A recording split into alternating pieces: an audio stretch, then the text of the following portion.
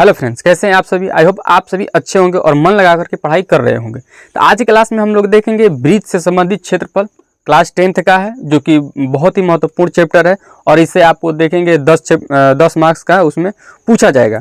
तो आइए चलते हैं क्वेश्चन नंबर 4 पे। जो 1, 2, 3 है वो आप आसानी से कर लेंगे, लेकिन जो 4 से है उसमें कुछ थ्योरेटिकल चीज़ें हैं। तो आइए उसको समझते हैं कि किस तरह से ये बनेगा। तो पहला हमारा ये एक वृत्त है जिसमें 10 सेंटीमीटर का त्रिज्या दे रखा है। पूछ रहा है संगत लघु वृत्तखंड, यानी कि इस जीवा से संगत लघु वृत्तखंड ये पूछ रहा है। और उसके बाद कह रहा है संगत दीर्घ त्रिज्यखंड, यानी कि ये हमारा त्रिज्या हो गया और इससे बना ये त्रिज्यखंड पूछ रहा है। चलिए तो आइए फटाफट इसको करते हैं। तो हल में हम लिखेंगे, हल में हम पहले क्या लिख लेंगे कि जो हमारा थीटा है वो कितना है, तो ये एक समकोण है। क्या है? समकोण। उसके बाद हमारा त्रिज्या कितना दे रखा है, तो 10 सेंटीमीटर। तो पहला क्वेश्चन हम बनाएंगे संगत लघु वृत्तखंड। संगत लघु वृत्तखंड का क्या निकालेंगे? क्षेत्रफल। और आपको पता है कि इसका क्षेत्रफल क्या होता है, अगर नहीं पता है तो आप नोट कर सकते हैं। थीटा बटा में 360 गुणे पाई आर स्क्वायर। अब यहाँ से हम डायरेक्ट लिखेंगे थीटा का मान 90 है, 90 बटा में 360 और गुणे पाई का मान दे रखा है 3.14 और पाई स्क्वायर यानी कि 10 गुणे 10। 9 के 36, 0 से 0 कैंसिल हो गया तो 1/4 हो जाएगा। यहाँ पर 1/4 गुणे है 10 अगर हटेगा तो 314 बटा में 100 आएगा। हाई गुणे 10, 10 क्या है? 100 है, तो हाई कैंसिल। अब हम यहाँ पर इसको डिवाइड कर लेंगे। 4 दूनिया 4 8 32, 4 7 28, 7 बार में चला गया, 3 बचा ना, 3 34, तो 4 8 है 32 और 4 5 20, यानी 78.5 सेंटीमीटर स्क्वायर। नेक्स्ट क्वेश्चन पे चलेंगे हम, यानी कि दूसरा के लिए। दूसरा आप देख रहे हैं संगत दीर्घ त्रिज्यखंड निकालना है। तो इसको निकालने का 2 उपाय है। पहला उपाय क्या है कि एक इस वृत्त का क्षेत्रफल निकालेंगे और उस क्षेत्रफल में से हम त्रिज्यखंड को क्या करेंगे? घटा देंगे, तब पर भी हमारा आंसर आ जाएगा।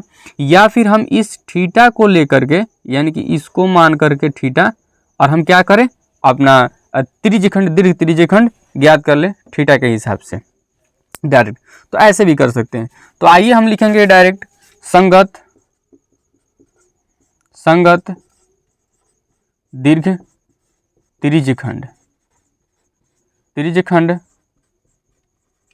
का क्षेत्रफल क्या हो जाएगा? थीटा बटा में 360 गुणे पाई आर स्क्वायर। अब यहाँ थीटा का मान कितना हो जाएगा? 360 में से 90 घटेगा तो हमारा 270 बटा में 360।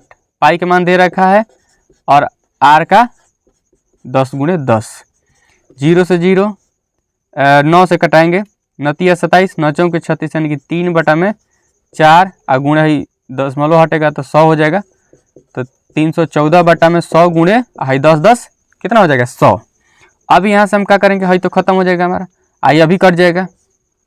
हाई कटा ही है ना, यहीं पर ये कटा है, तो हम लिख सकते हैं 3 गुणे 78.5। अब इसमें गुना कर देंगे, 3 5 15 और 3 की 24 1 25, जो दशमलव है तो दशमलव लगाएंगे, 17 21 और 21 2 23 सेंटीमीटर स्क्वायर, यानी कि 335.5 सेंटीमीटर स्क्वायर।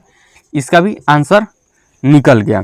अब आप एक चीज़ और गौर कर सकते हैं कि ये हमारा देखिए, मान के चलिए ये 90 डिग्री में बांट दिया है और हर एक वृत्त के केंद्र पर कितना होता है? 360 डिग्री का कोण बनता है, यह भी आपको पता है। तो अगर इसमें से एक 90 डिग्री का हम भाग निकाल लिए और हर एक अगर 90 डिग्री निकालेंगे तो ये 4 भाग में बटा, 9 9 दूनी 18, 9 3 27, 9 चौके 36। तो अगर हम एक भाग निकाल लिए हैं तो ये कितना बचा? 3 भाग, यही ना बचा, 3 भाग। तो ये हमारा एक भाग इतना हो गया। तो 3 भाग इस त्रिज्यखंड को निकालने के लिए इसमें हम डायरेक्टली 3 से क्या करेंगे? गुना कर देंगे।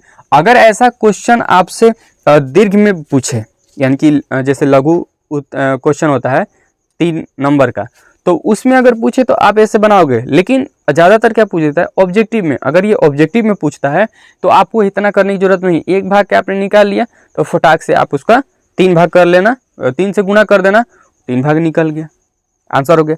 चलिए आइए नेक्स्ट क्वेश्चन पे आते हैं, क्वेश्चन नंबर 5। चलिए आज की क्लास में इतना ही। कल के क्लास में हम लोग नेक्स्ट क्वेश्चन कर लेंगे।